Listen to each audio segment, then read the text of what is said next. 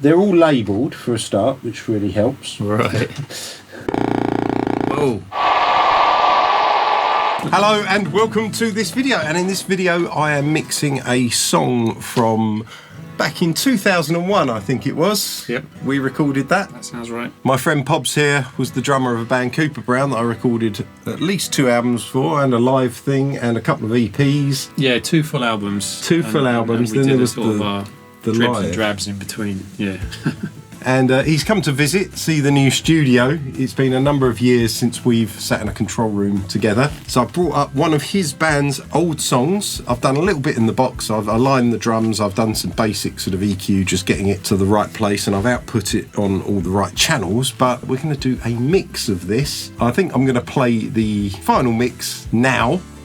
And then you can watch after that and watch us actually do the mix, and I'm sure there'll be some stories and some chat along the way. So yeah, this should be fun.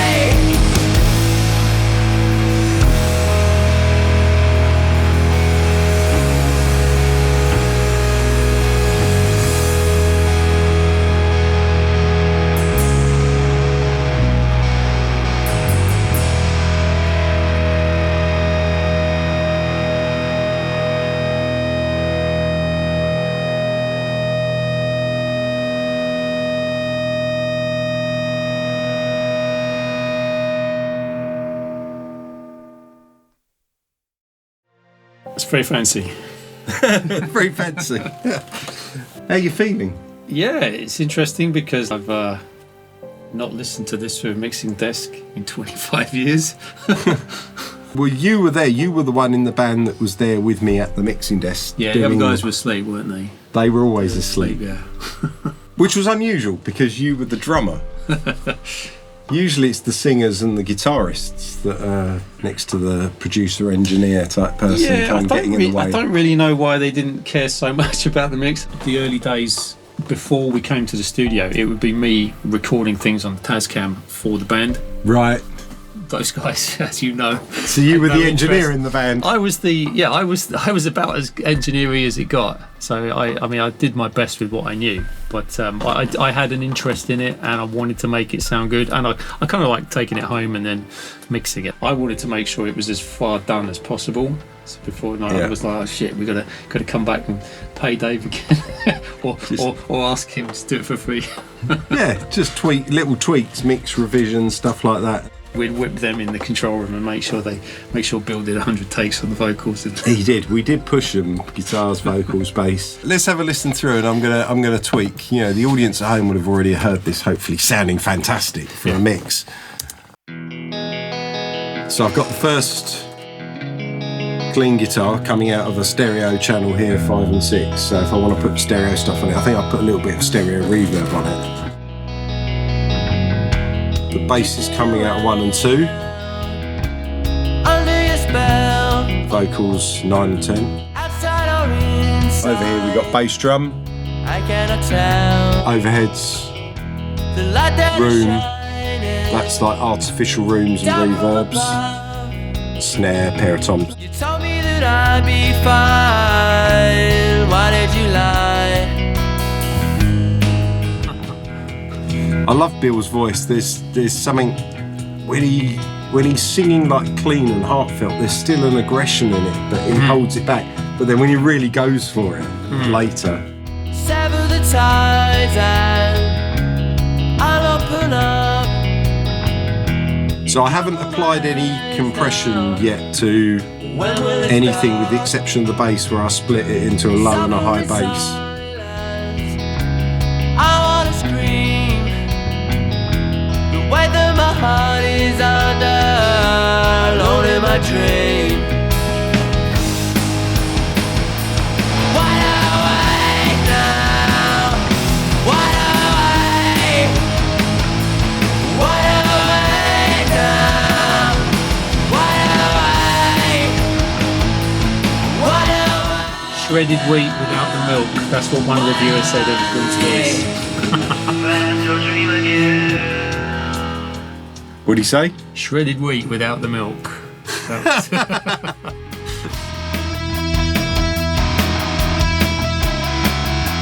I don't think Bill understood what genius this solo was. That would it's be not for you to say. That's guitar stuff. I like it. But, the reason is because like he's in tune and the notes are working together because it's doubled, and then he'll play a note that's a semitone out, so you'll get this beating effect between the two guitars, and then he'll bring it in, and it's not about the notes, it's about the tension and the release and about the pain that it causes the ears by having two notes semitone apart that then resolve, and it's constantly bringing you in and out of tension. Right. And it's not about the melodic pattern so much, it's about the way the two melodic patterns clash. Right. And I don't know whether that was an accident or... Yeah. you always used to explain all these things back to us about the stuff we've written, and we would look at you and go like, all right, Dave, yeah, but we just thought it sounded good. and sometimes if it sounds good, it is good. But it's pushing and pulling with your emotions, at least that's how I heard it. You just thought it sounded nice, didn't you? Yeah. Right, so I'm going to put a few bits and pieces. I'm going to start soloing some stuff. So on the bass drum, I've got your original bass drum, which if I just loop round a kind of a loud bit of the song for a bit. It's in time. Yeah. But this is going to be painful to listen to if it's not. So I'm just going to put a bit of EQ on it. Yeah, I do. And what I've got there as well, I've got a bass drum trigger that I can mix in with it to give it the sort of the punch and the slap. Yep. And then I've got a room trigger as well, which kind of has the sound of the bass drum. So we're now remixing this, are we? This is for the 2025. This is the 2025 remix.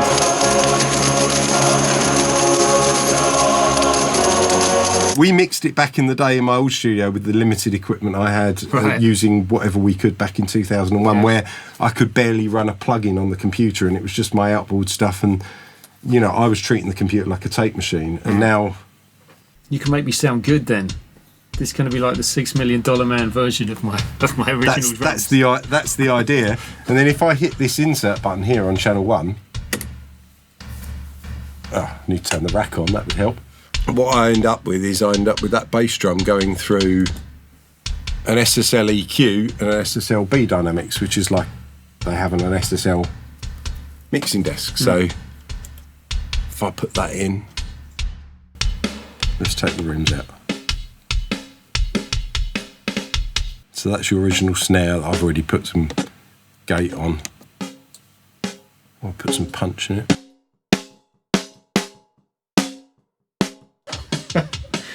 It's funny when you go back to this, and I've forgotten.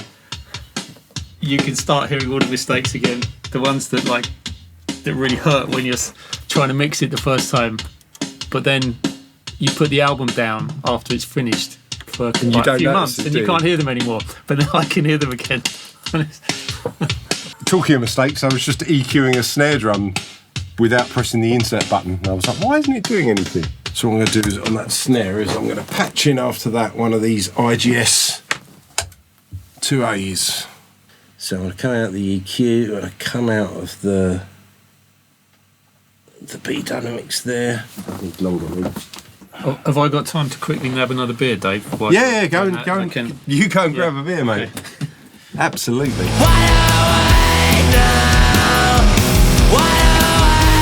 Oh, sorry, I grabbed another one of your Tiskies because mine aren't cold yet. You can have anything when you're here, man. Within reason.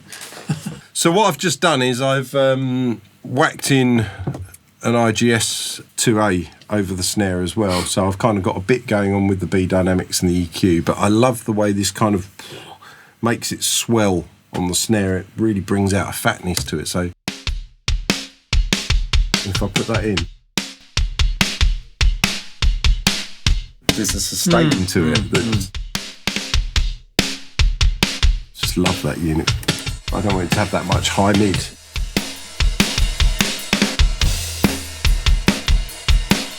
So the room was a mono mic that we had in the room, and what I've done with this is I've got the original mono mic and then I've made a copy of it, which I've delayed by 15 milliseconds. So it's like the same mic but further back in the room. And I've taken the top and bottom off it so it sounds a bit more muffled. And then I've put the right out of phase to the left. So the left and right are out of phase. And I mixed that with the original one. It's like having a delay, a slapback delay, with only one repeat. And that sounds lovely in stereo, I think. But then when you put it together in mono, because those slapback ones are out of phase left and right, it's like -1 +1. They come together and cancel out, and you're just left with that original mono mic. So I'm making the room mic stereo when you're listening in stereo, and when you listen in mono, despite there'll be a little bit of compression and stuff that might let a bit sneak through, but it will mostly cancel in mono, and you get rid of the slapback room in mono. If I take off the stereo one,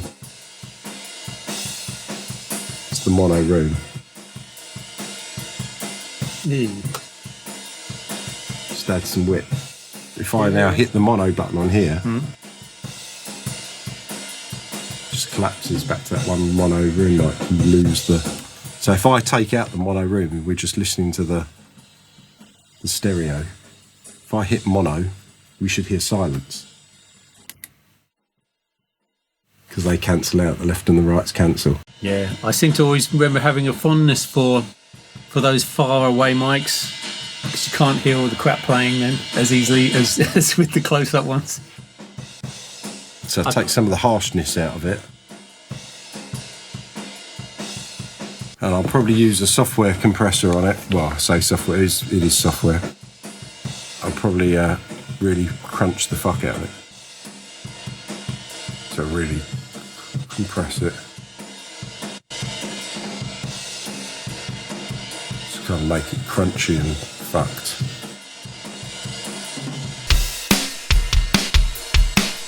So there are our overheads.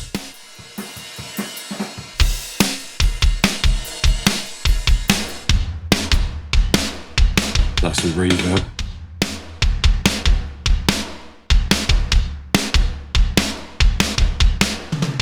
Right, so we'll work on the insert. If I put in the insert on the desk there, I get this EQ and that compressor automatically patched in. So let's just turn them both off for now and just start on the EQ. Why is that not coming on? Oh, I need to turn the rack on.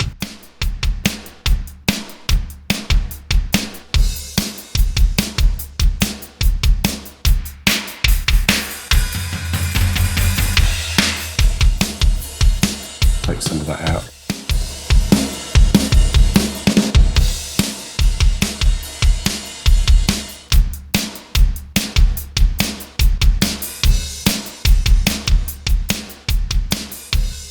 Get the release right back.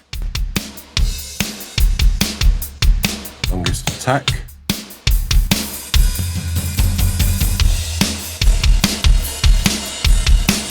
What was it? What was the software tool back in those days? Was it called Logic? Yeah. So back in those days, I was using Logic 4.7 and then Logic 5.5. That's what I had. I remember. Did I bring my own hard drive in for that?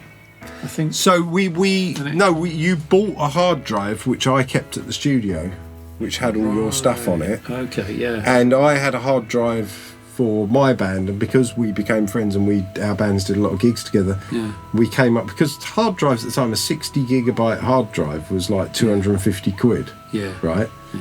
So I had one for my band and you had one for your band, and we backed up our data on each other's drives. So your drive had all of my stuff and my drive had all yours. Yeah. And I'd keep them in different places at the studio. I think Bill has still got the reel-to-reel, the 2-inch. Is it 2-inch and a half-inch tape? It's a half-inch. It wasn't half-inch. It was either 1 inch or 2 inch, okay, depending on what machine. Right, but I think he's still got that tape, the one that we did the original. I'm sure, yeah. Before. I mean, John Paul's still got the tape machine. Yeah. He's got all the tape machines. He's got the 16, he's got the 24. I wonder what Bill plans to do with that.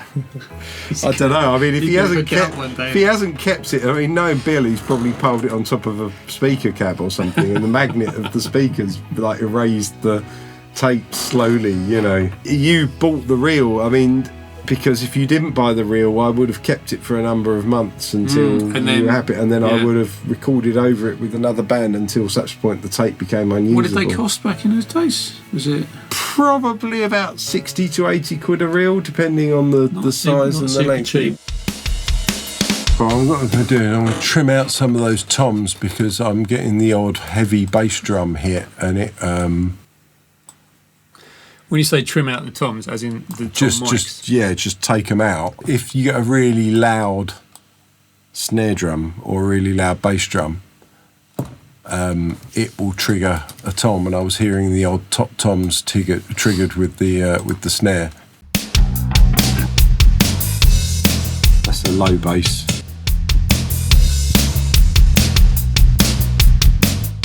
So yeah, we got the bass drum going through the SSL EQ and the first B-Dynamics. The snare drum on the second channel is EQ B-Dynamics, and I've got the LA2A copy by IGS on that. And then the toms are going through the Harrison EQs and the 2 E-Dynamics. And then I've got overheads room and other room verb and stuff that's being processed on the desk, on the computer, and are coming out in groups on there. And then all of the drums are going through the UVEQ into the Wes Audio Dione, which is sounding fantastic. And then we got the low end of the bass there that I've isolated. So we got quite a fairly sort of like good start sort of kit sound. I will tweak in context. We got this sub bass going on underneath, and then the high bass, which I've put a bit of chorus on it. Playing with his fingers there, is he? No, I think he's he's plectrum on this song. You can hear the growl of the plectrum. So I've put a bit of chorus on it, which you can really hear, but when you bring in It's actually a slow Leslie speaker on the bass. Yeah. On the top end of the bass, not on the sub. Just to try and fill it out a bit, really. And then if I put these inserts in, this EQ becomes the bass.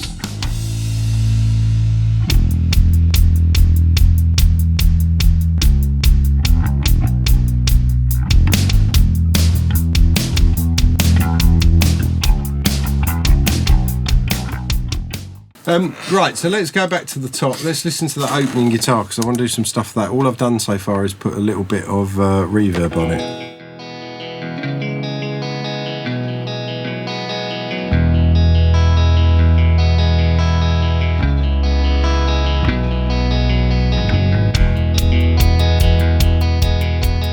Dave, you've got a massive problem with continuity on my beers now. 2 reasons. Don't know where it is in the cup, but this is now not a Tisky. Well, it doesn't really matter though, does it? Well,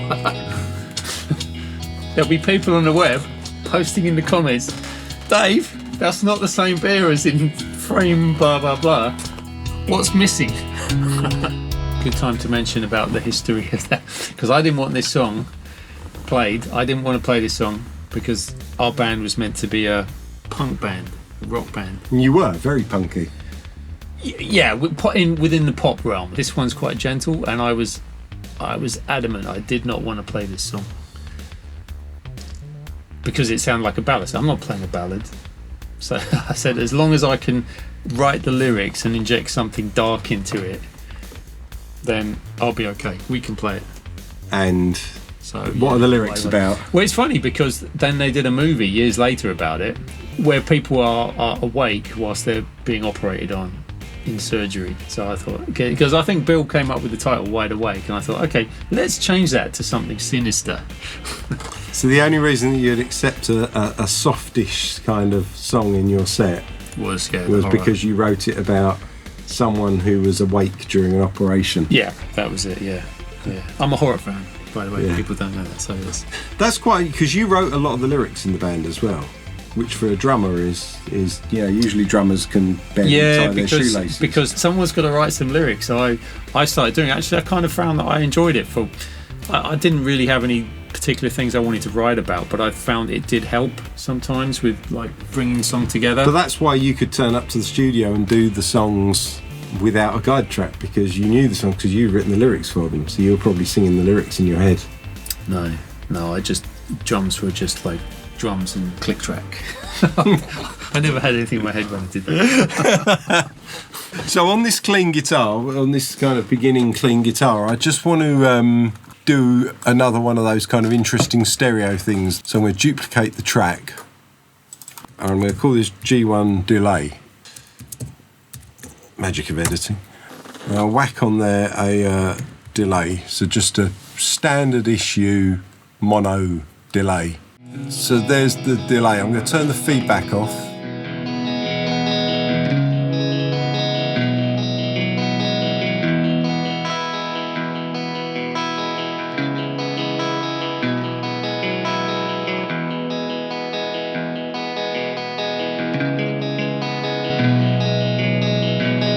So you'll hear that kind of slap back.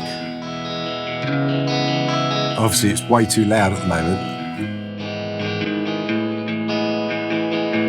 Is that going to carry through on? Oh no, this is just the acoustic track, right? Yeah, so the clean electric. And then what I'm going to do is I'm going to whack on for.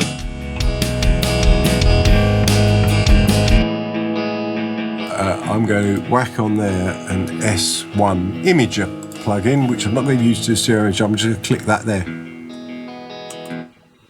So that'll put the left and right out of phase. So again, in mono, they cancel. So what we got now then, so we've got that guitar, the delay channel, just give it that sort of stereo width. So that's completely mono.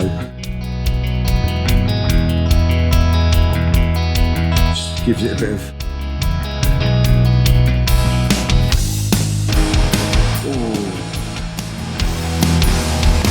So yeah, on these guitars, just want to rough them up a bit.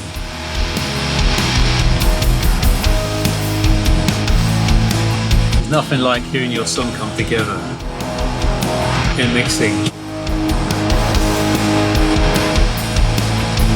Especially when you've sat there for hours listening to the drums by themselves and you start hearing everything on top of it. And it just comes awesome. together and starts to sound really... It's beautiful. Cathartic.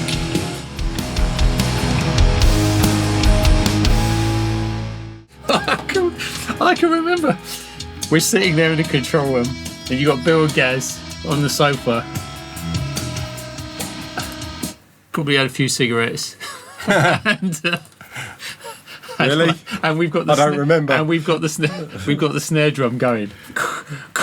Yeah, because we were triggering it, and back in those days, we'd have the snare drum going, and I'd get the MIDI triggers, the best that Logic could do, and then we'd be triggering my Akai sampler with a snare sample, and you and me would be sitting there with like the real snare pan left and the trigger snare pan right, listening for flams and like moving it back by like. We wanted to get that perfect sound, and we sit there like, but they're going like, when will this end? This is now. It's like torture for them, wasn't it? And then eventually, when you actually put something else on top of it, okay.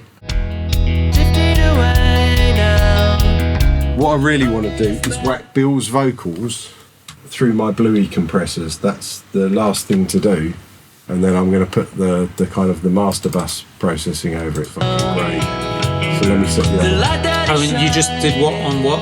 So what I've done is I've set up a plug-in on there. It's like a plug-in, but what it does is it sends out of the computer via one of these units down here and then back in, so it automatically goes up to that Bluey one because I've got them.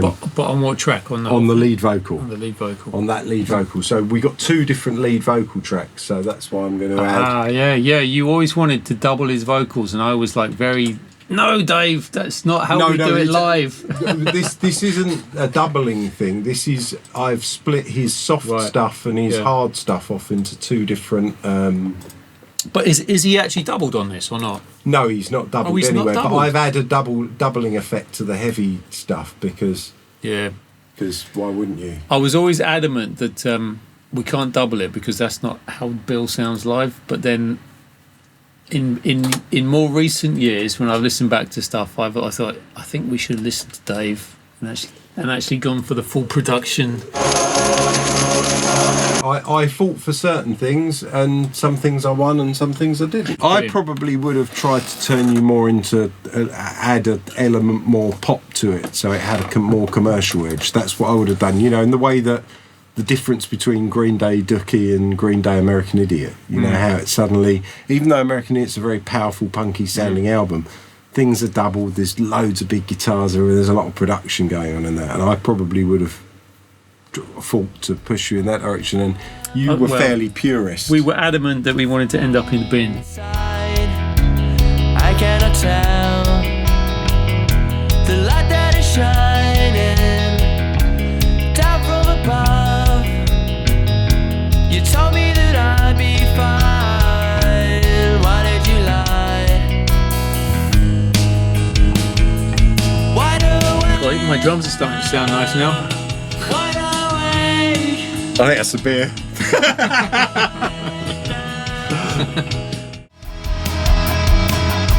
And then finally, we get all of these things. So this here does like an overdrive over the whole mix.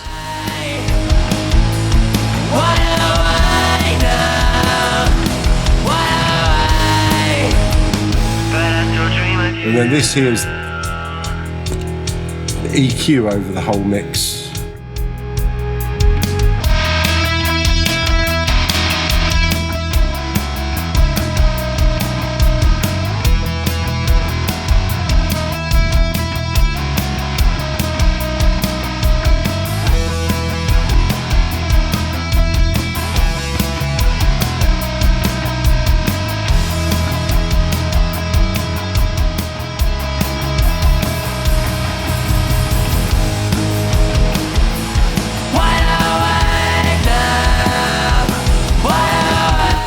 Just adding a bit more stereo image there.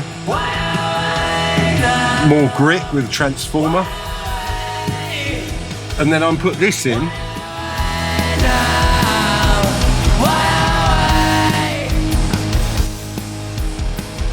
So I compressed the whole mix.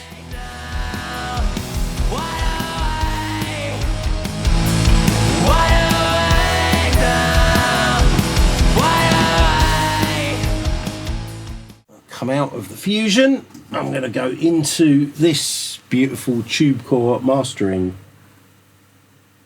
compressor. How the hell do you know where to plug? How like where? Okay, what are your numbers and why do you know to plug into what? Where? Down there. They're all labelled for a start, which really helps. Right. Whoa. Hang on a second. So I'm coming out of the. If I turn that on. So I'm just going to guess some settings on this.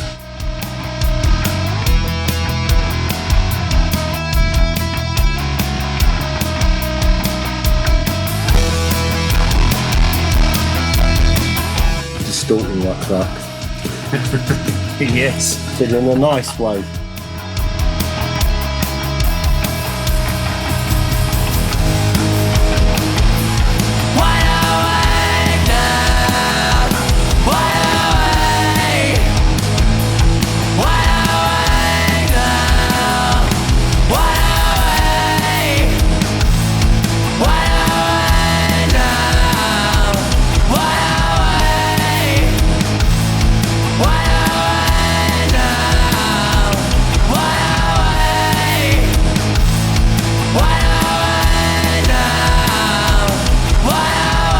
That was the Gaz moment.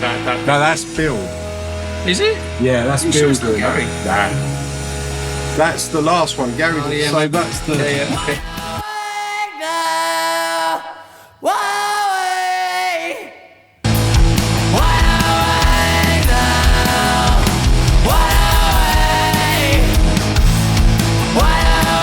That bit. It's that bit. Is there no Gaz there? I always thought it was Gary. No, Gary does the ones before. So Okay. Gary's doing the. Yeah, that. I'm sure. I thought Gary was doing the last one there. I mean, I can copy them over to there if you want them in, but they weren't there. I thought, yeah, clearly not there. But when I listen to it, I always hear that as Gary. Maybe it is actually Bill. Oh, you just pulled the telly out. Did I just do that? I didn't. Did I want No, Somebody's done that, because this chair genuinely feels really comfy. So what I'm going to do, I mean, obviously, in a real world situation, we'd be having air brakes and then we go back and whatever. And I think, as usual, true. I've way over compressed everything, but it always sounds all right in the car. Compress the fuck out of it. Compressed the fuck out of it, didn't I? Because that was what I did. I'm just going to record this whole track all the way through into the computer. So let's hit record on that and record it back to the computer. We have a loud listen.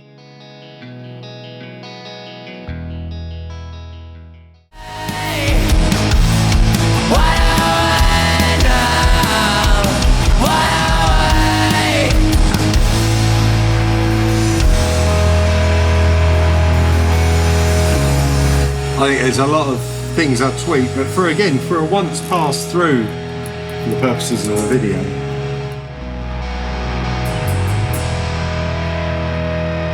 And I'll have a tweak tomorrow with fresh ears, but I want to see what a couple of quick mastering.